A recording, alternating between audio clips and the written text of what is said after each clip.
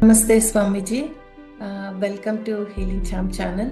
It is our honor to receive you. Thank you and welcome. Thank you. Read one of your articles saying that you have a vision of Lord Murugan, right? And what was that kind of experience since you are talking about Shaiva things, right, Swamiji? And also, you were also giving another saying that about Lord Shiva also. So could you please explain those ones also, Swamiji? I'm not sure that I know what you're referring to, a vision of Lord Murugan. I've had a, Yes, Swamiji. I've had a lot of Yeah, experiences, so I don't know. Can you share more details about that? I think so. You were pushing something, or you do not have the strength. Then Murga came in and gave the strength of it. I read this quite a long time back, Swamiji. That's what you were saying in that article.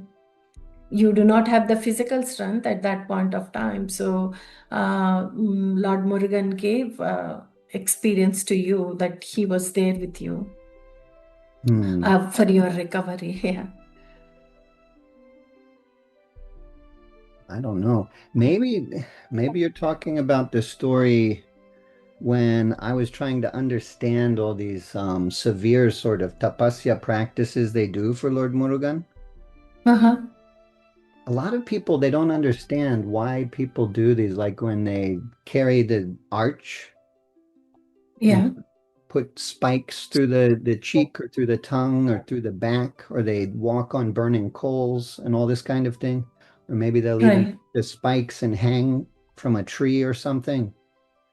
Yeah. Um, this kind of practice is done most for Lord Murugan, and Mm-hmm. a lot of people have trouble to understand it. They find it very terrifying, and they don't like it. Obviously, we get scared about these kind of things, this kind of practice, and people can rightfully question why would you do that. Um, but that's the tradition that my first guru was in, and going to these temples that he helped start, where these Sri Lankans are praying to Lord Murugan. They do these practices. So I've been to many of these Ratha Utsava, the chariot festival, where they're all putting spikes through the tongue, spike through the back and the cheek, and all this kind of thing.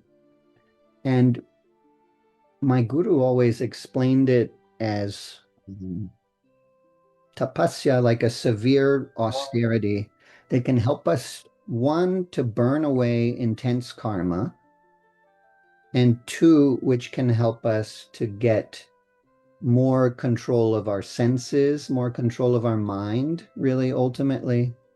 But if we can endure this pain, if we can learn to go against that instinct of the body to retract from something that's painful, and we welcome that experience and do it as an offering to the Lord, it helps give us discipline, helps give us self-control, but helps also to burn away the karma, because we earn grace for that.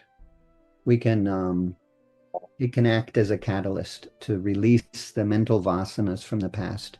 I was trying to understand that experience at one time, and I don't know if this is what you were talking about. And I didn't do anything quite so as intense as putting spikes through the flesh. At that time, what I did is I simply did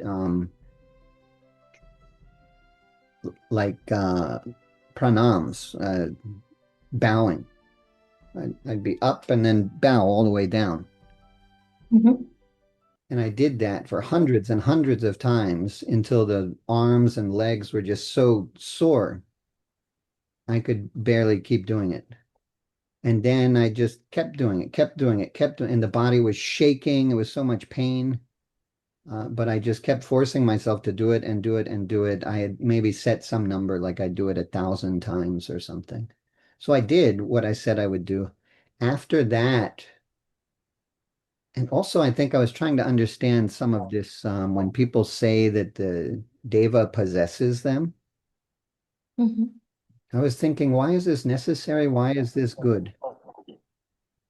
And I've seen a lot of people, I think some people they act like this is happening because they think they're supposed to have this happen. I saw that one time, one woman in a temple, she had a big purging of negative feelings and she started screaming and crying kind of uncontrollably. And that was fine. That was normal. That was natural. It was just the spiritual energy clearing things. But after that, she felt embarrassed. And so she started acting like she had been possessed by the deva. And that's why she was screaming. And she like took the vibhuti and started throw it on everybody and all this kind of thing. And I could tell she was acting. Um, but I was wondering, if people, why can't people just talk to the deva? Why they need to let the deva come into their body? And why would the deva come into their body? I was thinking, how can this be good? So I was trying to get an understanding of that as well. So after I had done all this bowing for Lord Murugan, then I sat there and I felt like he came in to the body and he gave me just a great sense of peace and comfort. And then I noticed like a lot of intense karmas was clearing. And I felt I would have had too much resistance to allow that cleansing process because it was very intense. But he was there, I felt like in me, giving me peace, giving me stability to be able to just sit there and allow this process to happen. So there was that experience. I don't know if that's what you were talking about. Yes, the Swamiji, that was the one. And one more thing, Swamiji. Your name is Ganamrutananda Swamiji, right, sir? Who gave you this name, Swamiji? Which guru gave you this one?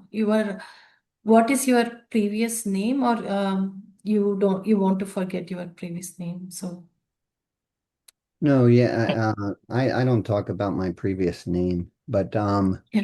the name Gananatha is a name of Shiva. It's a name of Ganesha. Gananatha. Mhm. Amrita is, of course, the Amrita, like nectar. Ananda is bliss. But Ananda Yeah. is a very common name for sannyasis in Dashanami Sampradaya, connected to Shankaracharya. Um, Mhm. my guru from Haridwar gave me Oh, the name. okay. So you have one from Tamil Nadu and one from Haridwar also, right, Swamiji? Yes. Is that yeah? I've had four main gurus, and each one was one was Shakta, one was Shaiva, Uh-huh. one was Vaishnava, and one was in the Smarta tradition of Shankaracharya. Mm.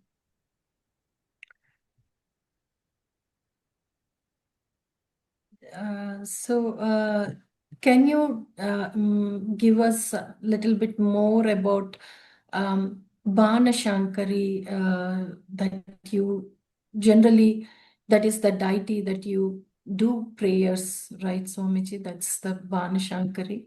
Could you tell about more about her? Because she is from Shakta, right? Yes, yes. Tradition, that's We're working to build a temple for her here in the mountains in Virginia, in the forest. Banashankari is her name in South India. She has some very famous temples in Karnataka state, but in North India she's called Shakambari. And in a lot of the scriptures, there's stories about Shakambari in the Devi Bhagavatam and other scriptures. In Skanda Purana, they talk about the Banashankari temple, though, in Karnataka. There's a story, they say that sage Agastya was forced to leave from Kashi. He'd been living in Kashi and he loved that place. And when he had to leave, he just felt so much sadness to have to leave such a sacred place. And he had to go south. This is how he came to South India. He's very famous in South India for everything he did there, but he was in Kashi first.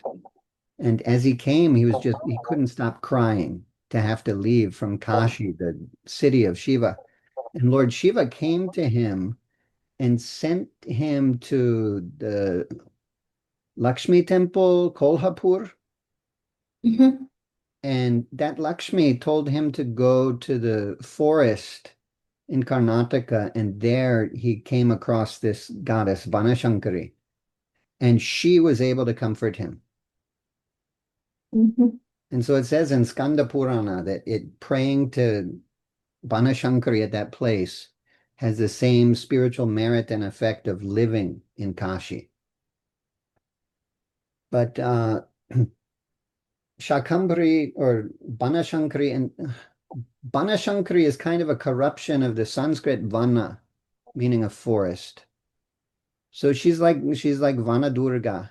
She's an incarnation of goddess Durga.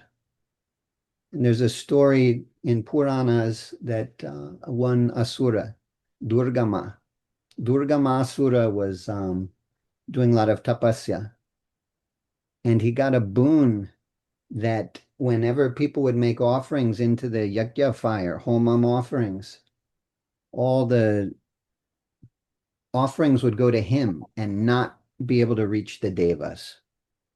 And they say that if we perform regular Homam, we get rain in the proper amount, not too little, not too much. But these offerings were not reaching the devas. So people stopped doing the offerings, and a drought came for 100 years. And the plants were dying, and the people were dying, and the animals were dying. Everyone was suffering, and they didn't know what could be done because even if they make offerings or pray to the devas, devas can't help. So they prayed to the goddess, and she had mercy.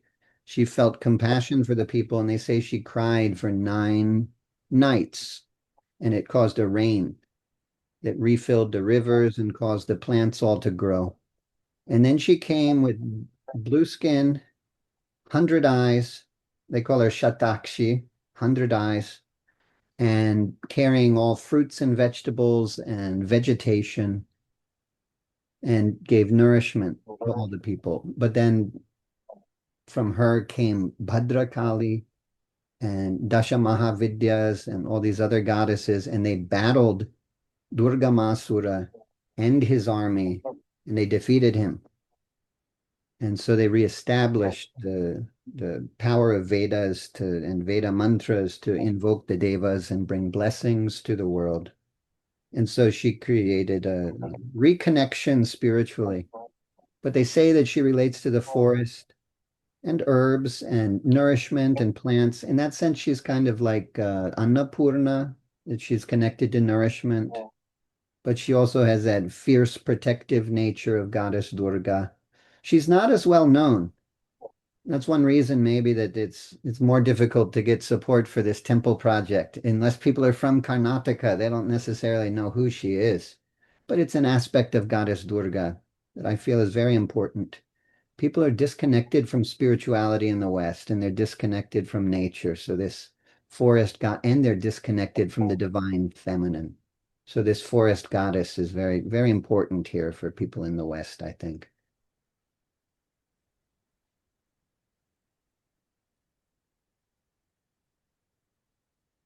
Oh, uh, so even Vanadurga or the Banashankari, that Shakambari you're talking, is there even in Devi Saptasati also that she was chanted about her grace and her divine compassion is being chanted in Devi Saptasati too. Yes, yes. She is mentioned there. There's a whole Right.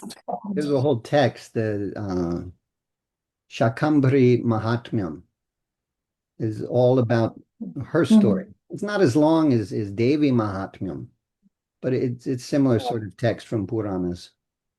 But she is mentioned, and if you look at the Mm. Ashtotara Shatanama, the 108 names for Durga, one of these names is Shakambari. Yeah.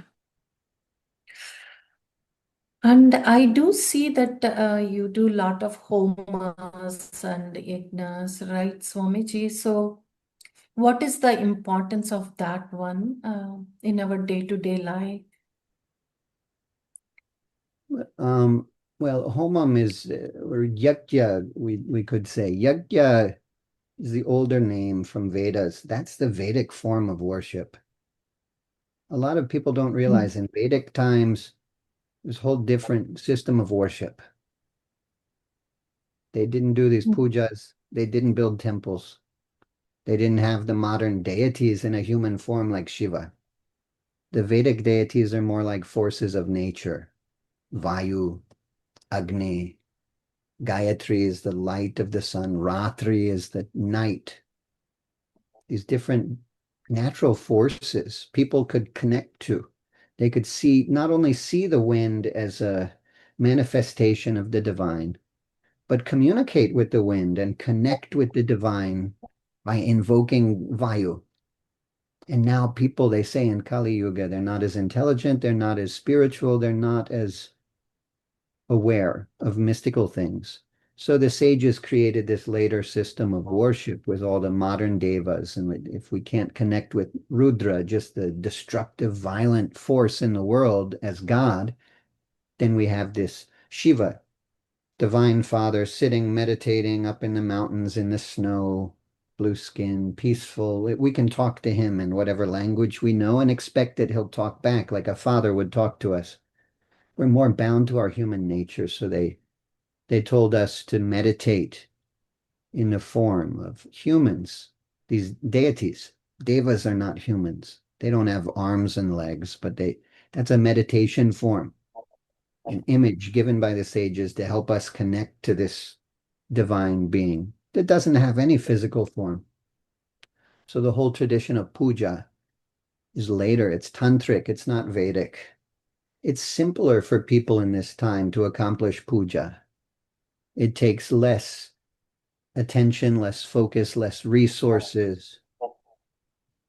The homums, they burn up a lot of expensive ingredients, herbs, ghee, all kinds of things. It takes more effort, it takes more space, and it's more meditative of a practice. It can be more powerful though. Through these offerings, when we make offerings into the fire, the devas can use it to send blessings into the physical realm. And as the smoke goes into the atmosphere, it purifies the surrounding area. It's a very powerful practice. It's more powerful than puja.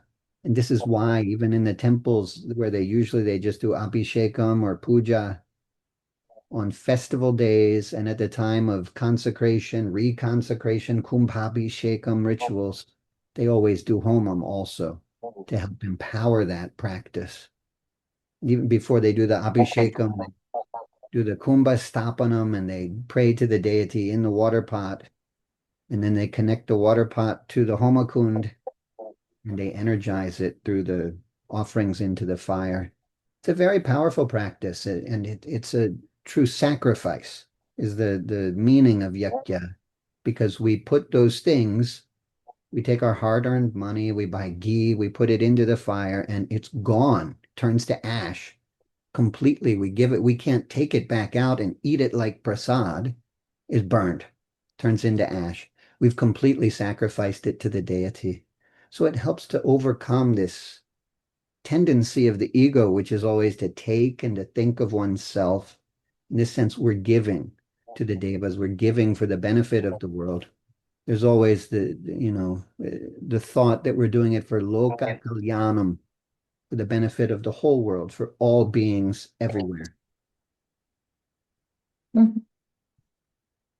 So is that the Homa can be done at the individual at their home also, or is there is like a restriction, Swamiji? Because nowadays this has been happening, right, Swamiji? Like doing at Homa at their home is being accepted. So how do we, what care we need to do it if we have to do it at home? Sure, it can be done at home. Absolutely. And, some strict Orthodox lineages might say, no, you should never do it yourself. You should never do it at home. You have to learn all the rituals. And I mean, there's a point to that if you learn all the rituals like a priest, that helps empower the practice. There's a lot of good reasons for all the different complex rituals they do and mantras that they use, and it can be very powerful, even if they're not really highly spiritually awakened, because there's so much mystical knowledge to that system. But there's no need that we have to learn all these. There's no need we have to be initiated by some guru to do the practice. If you're doing japas of mantra anyway, they say it's 100 times more powerful if you offer it into the sacred fire. All you need is some pure sattvic wood like mango wood, or take some dry cow dung, and that can be your fuel. You need some ghee, and anything that you want to offer. Could be rice, could be some herbs, some sandalwood, turmeric, whatever. But just ghee and wood or cow dung, that's all you need. And then whichever mantras you know that you're already chanting, Om Namah Shivaya, just say Swaha after. Om Namah Shivaya Swaha. Om Namah Shivaya Swaha. Or other mantras that ends in Namaha. You could either change Namaha to Swaha, or you could say Namaha and then also Swaha. That's all you have to do. You don't need to know any other mantras. You don't need to know rituals of avahanam, invocation, or any of that. All you have to do is make the offering with that intention. Ideally, be in a peaceful state of mind, bathe before you do it. Don't offer tamasic things into the fire. Don't offer alcohol. Don't offer meat. Offer pure sattvic things, but anyone can do it, and it can empower your practice. But there are some logistical concerns. If you're in a house, the smoke can cause damage to the house. You might need to find a place outside you can do it, or have a lot of open windows or ventilation or something. It can have an energetic effect as well. Um, Maybe not a concern for most people doing the homums at their home, but for us doing big, big homums and huge homakund with thousands of dollars of herbs we put in the fire and this kind of thing, we can get problems with the neighbors get affected by the energy and they get upset or this kind of thing. So we have to consider a lot with that. There is always the consideration that when you do these practices, it purifies the atmosphere, it brings up the spiritual energy, and that may affect people around.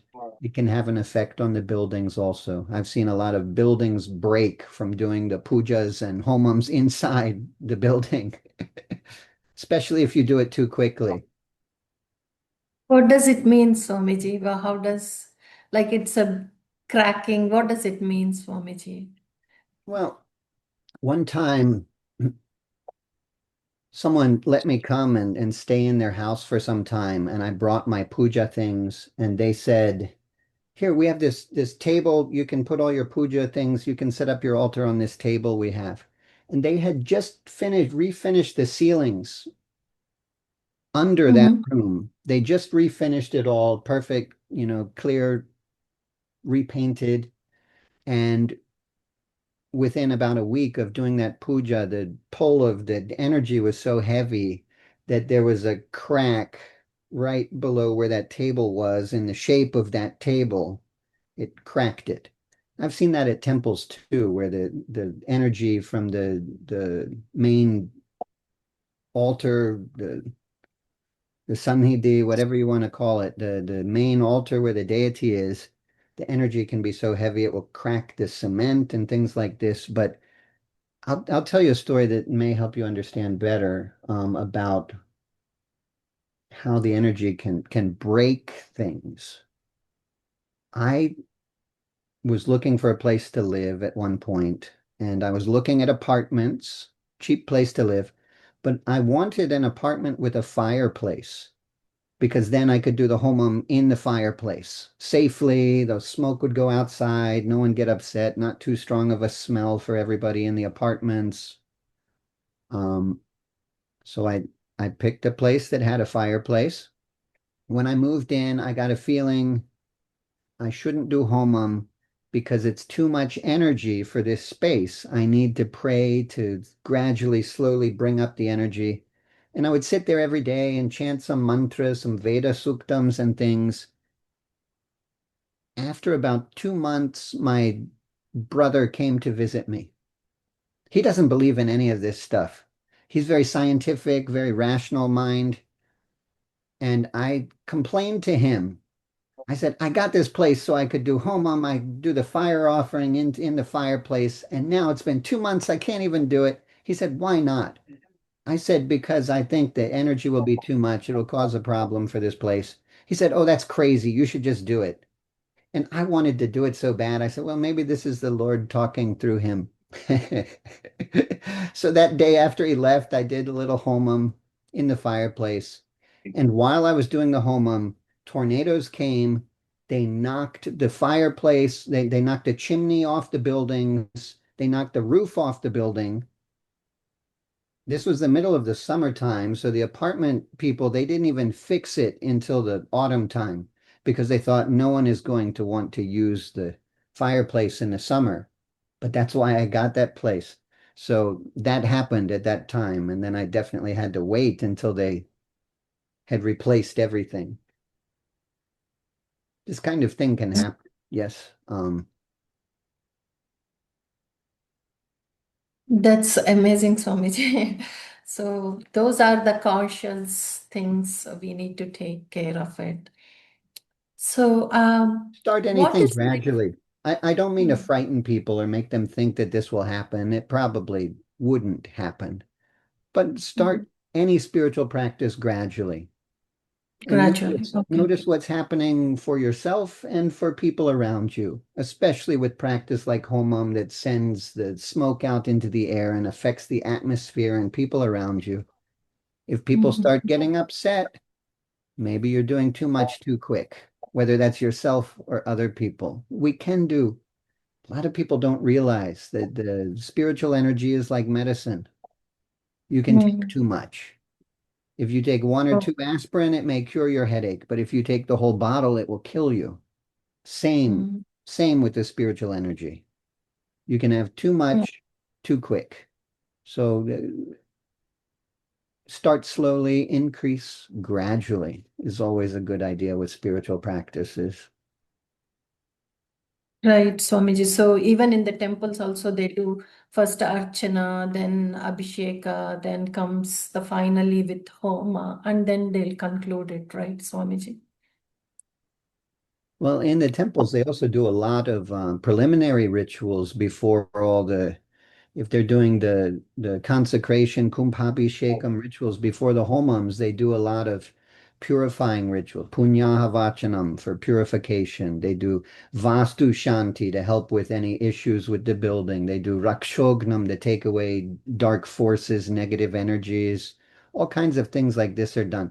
Bali offerings around the different directions of the temple, Ganapati puja just to smooth everything out. So and remove the obstacles. A lot is done before they directly go into that ritual of homam. And that's one problem as householders, we may not know all these rituals to help smooth things out. So we can be a little cautious. But probably most people will just be making a few little offerings into a small fire, and it may not generate that much of energy anyway to break your building. Right, Swamiji. So, but even these kind of rituals are also done during the life after death things too, right, Swamiji? What you say or what you talk about the life after death and why these homas are also there during those Pitru Shantis and every year anniversaries. Why do we have to do it? Or why it's generally being done? Well, in Vedic times, there was 16 samskaras, rites of passage marking different important times in the life. And, a lot of people from North India, they don't really know what these are. People from South India, more of them know what they are, but not everyone is doing all of them anymore. Before birth, they do the ritual of Garbhadanam to attract a spiritual soul. And even before the birth, there's two different samskaras. And then at the time of birth, they do jata karma, the ritual of birth. But then at important junctions in life, for the boys, when they first shave their beard, they do a ritual. For the girls, when they have their first cycle, they do a ritual. When they commence their education, they do ritual. When they eat the first solid food, all these kind of things. When they get married, but the final samskara is antyeshti. And at each one of these, because it goes back to Vedic times, if we're doing a full Orthodox ritual, they do yajna, they do the homam. In the final one, antyeshti, funeral, the final offering to the sacred fire is the body itself, which purifies things. We can't have rot, we can't have maggots coming, but it also helps to release the soul from the physical realm, physical body. They say even after death, the soul can feel pains inflicted on the body for several days at least.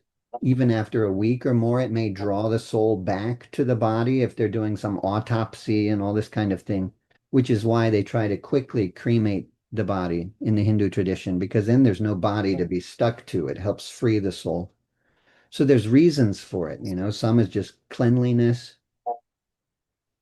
and some is spiritual reasons, but it's beautiful that we're making these offerings to God, Agni, the fire, and then the final offering, the final samskara, at the time of death, we offer the body itself.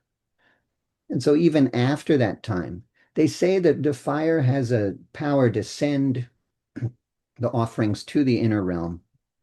Devas are not in the physical realm, so you know that a lot of people have trouble to see them, talk to them. They have trouble to see us, to talk to us. That's why the priests are chanting in Sanskrit. Sanskrit is a sacred language that it creates a spiritual vibration that can be seen with the third eye. It can be seen in the inner realms by the devas. So when they do the sankalpa, they're telling the devas, we're getting ready to do puja for this people for this reason. And the devas can understand that more easily because it creates a light they can see in the deva loka. And then we say the gotra of the family, we say the nakshatra of the family, of each person. We say their name. I think we say the name of the person probably more for the person, so they hear their name and they're like, oh yes, I'm included in the prayers. We say the nakshatra for the devas. We say the gotra for the devas. Think, a lot of times a family will come for sankalpa, they sit there,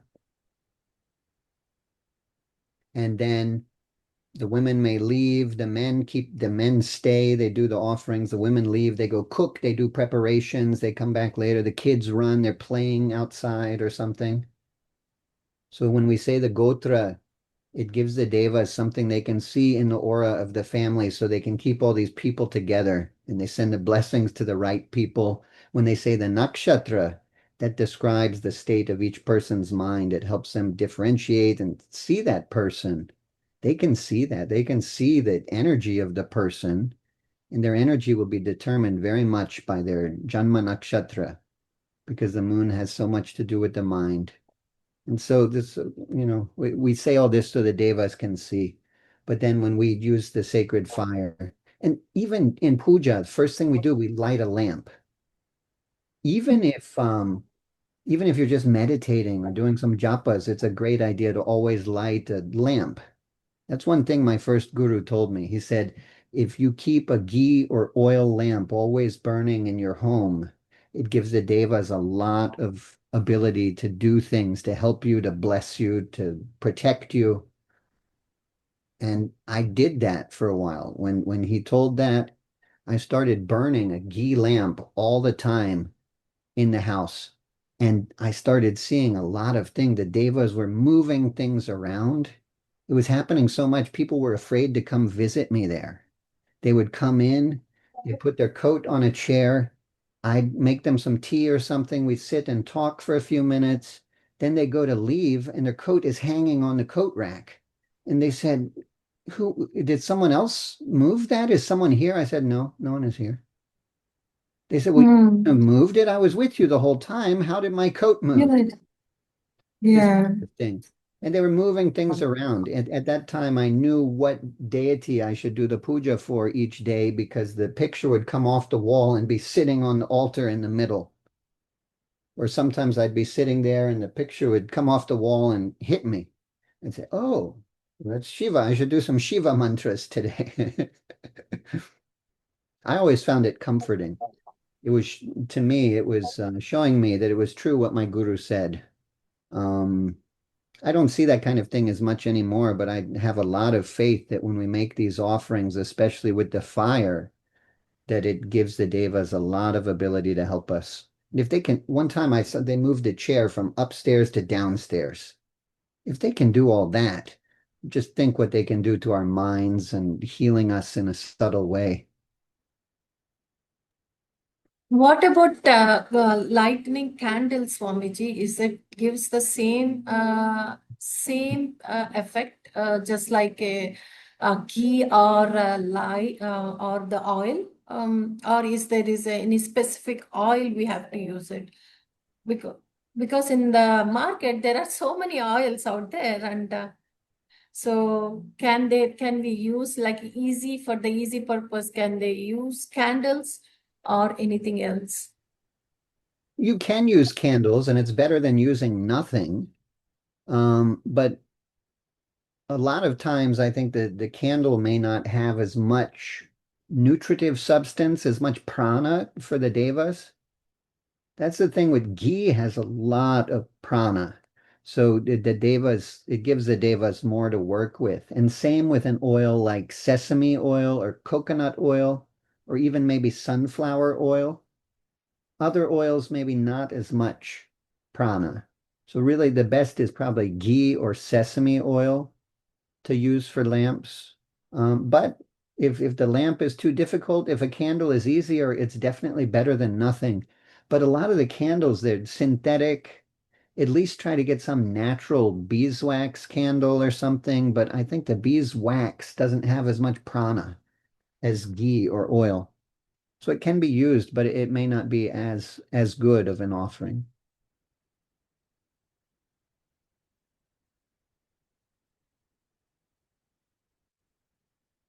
I don't hear you. There are so many questions Swamiji can answer as we keep going. So all these rituals you will do it in your temple, right, Swamiji? You will offer in your temple, and your temple website is somamata.com. Is that right, Swamiji? .org, O-R-G. .org. Somamata.org, right, Swamiji? Yes, SOMAMATHA.org. Yeah, I'm also going to put it in the description.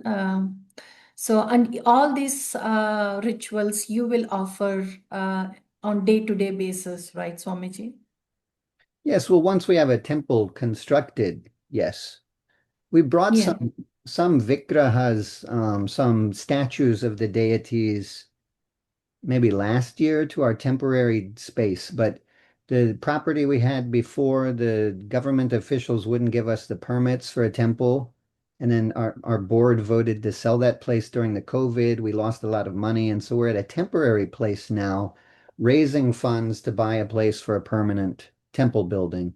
And so at this place, we're not doing the full stapanam for the deities. We're not doing prana pratishta, but we are doing chantings and some form of puja, but we can't do the regular abhishekam in the space we are, except for the Shiva lingam.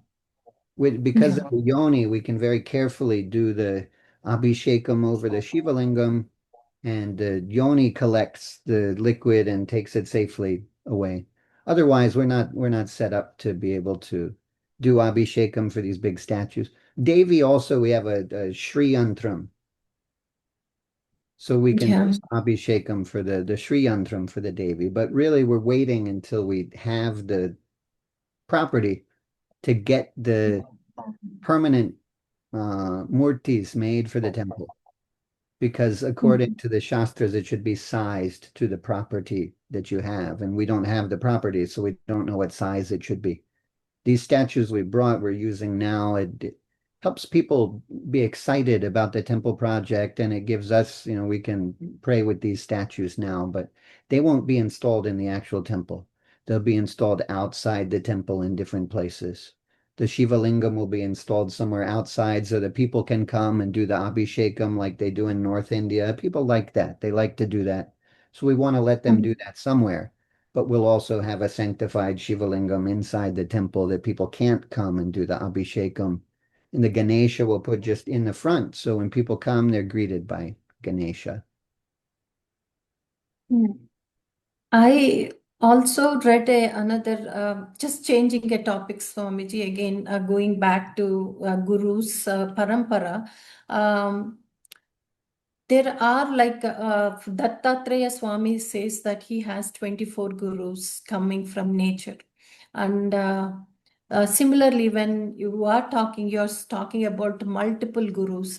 One of your gurus was also a Sridhar Guruji, where I read his biography, unbelievable experiences that he talks about in those ones. And he also constructed a temple in Ahobilam too. So these are like amazing that uh, want to understand that, oh, gods can come to us, they communicate with us. It's like sometimes like if we feel still it's a mystical, but based on what I heard from you as well as Sridhar Guruji's books, what I learned is that gurus, all devas, all these pitris, they will come and they will talk to you. They will address your personal issues and they will always try to upgrade you. So they are always there with you. You're not alone. That's what you are, as well as Sridhar Guruji's books are telling me. So can you little bit elaborate on this, Swamiji? Um, Yes,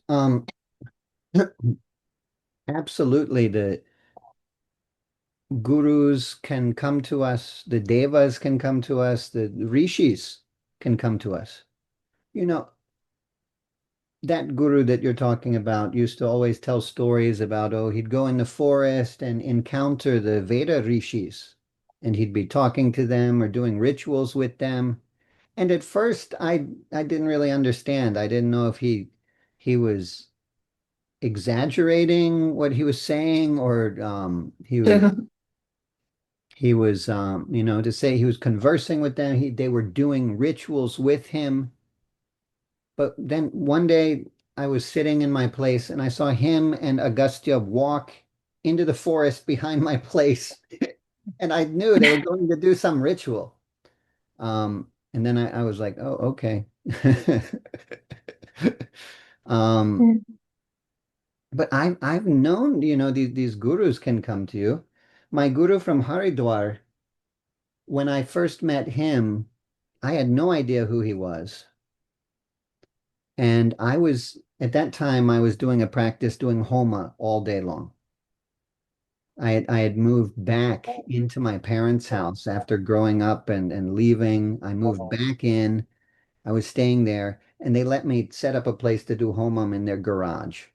So I would sleep, take a little food, and then just go and sit and do Homam all day long, all day long. And I was sitting there at the fire and I saw this Swami appear. He was very old and thin, big beard, white hair, looked to me like a Veda Rishi or something. And he said, "Come see me." And then he disappeared.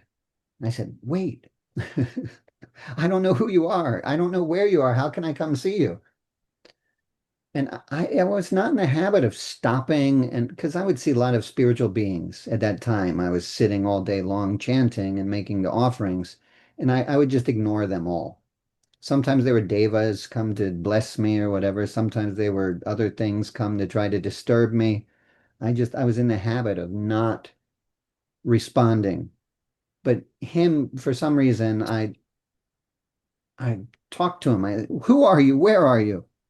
But he was gone. So I was disturbed. I'd stopped the practice or I finished, I made a few offerings, I finished, and then I went inside and my father had a magazine open on his on the chair where he usually sits. And it was open to the page. There was an ad for this Swami was coming the next day to a very close by city and Hmm. saw the ad for that program. And so, like that, I've seen that these gurus can come and communicate even if they're distant. But, and also the ancestors can communicate. And the more you make offerings for your ancestors, the more they may come and communicate to you. And for some people, this will happen in a dream. For some people, this will happen in their meditations. For some people, this will happen more if they're in a sacred space like a temple. But if you open yourself to that experience, you may notice it in some way. And it's not always like you hear physical words. Sometimes you just get a feeling. Sometimes the information comes to you in a flash. You just know the information, even though you didn't hear anything. Sometimes you may just feel something. Sometimes you may feel a presence, and slowly the message will unfold. We have to practice hearing. And as we practice, we have to be aware that the subconscious mind may offer its own input. It's not the same as what the devas or the ancestors might have told us. My mother's always been a little bit intuitive. She goes into the church and she feels some spiritual energies. She'll get scared about that sometimes. But she one time she had a lot of clothing from her father. And my father was saying, we should just get rid of this. No one's ever going to wear this. We should throw it away. But she was attached to it because it was her father's, and, she didn't think that she should get rid of it. He came to her in a dream and he said, it's just clothing. I'm dead. I don't need clothing. Get rid of it. No problem. Get rid of it. And that happens a lot for people that they'll get the message in a dream because the conscious mind that resists the experience is not active in the dream state. Or, if you're good at meditation, you can get it in your meditation. And the more you meditate, and the more you chant mantras, the more you open yourself to this experience. I've noticed a lot of South Indian women seem to be very intuitive. And they'll get more messages or feelings like this from the devas, and they may not know exactly where it comes from, but they know that they can trust it. And I think that's because every day they sit and they chant Vishnu Sahasranam and Lalita Sahasranam. That's a big chanting practice, you know? That's if you're chanting both of that, that's probably almost an hour of chanting if you're not going too long. And it's not simple chanting. It's not just like Om Namah Shivaya, Om Namah Shivaya. It really takes some time and dedication and discipline to learn these big, long Shri Mata, Shri Maharajnya, Shri Mat Simhasaneshwari, Chidagnikunda Sambhuta, Devakari Samudjata.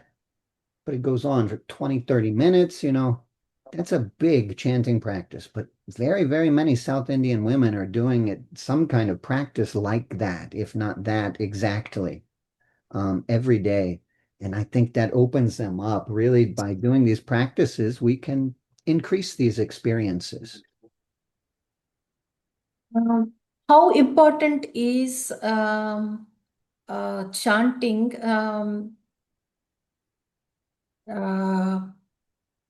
that sloka, Vishnu Sahasranama or Lalita Sahasranama, as perfect as it needs to be?